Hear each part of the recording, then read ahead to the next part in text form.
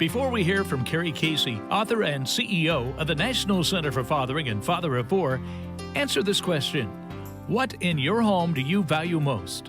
Now, here's Carey with a true story on Today's Father. As a boy, Eric and his buddies loved to race their bicycles around the neighborhood.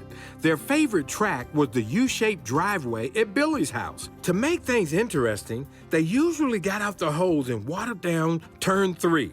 After all, crashes were part of the fun.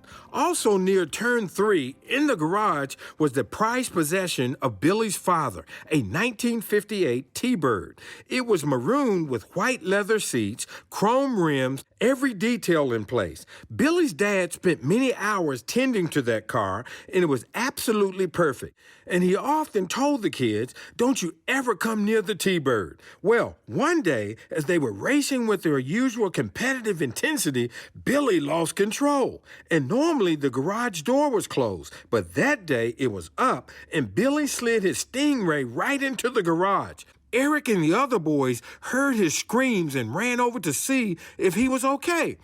Billy wasn't hurt, but they quickly saw why he was wailing. His kickstand had flipped up and cut a gouge about a foot long into the right rear panel of that T-Bird.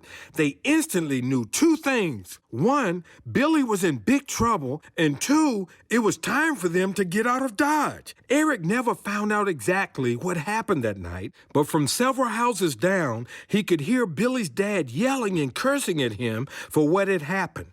What are the lessons here? Kids do need to learn responsibility for their mistakes, but that day Billy's dad sent his son a message, loud and clear. That T-Bird was more precious to him than Billy was. So let me ask you, dads, what stuff do you highly value? Maybe the tools in your garage, or a vintage Harley, maybe those new golf clubs, or that HD home theater system.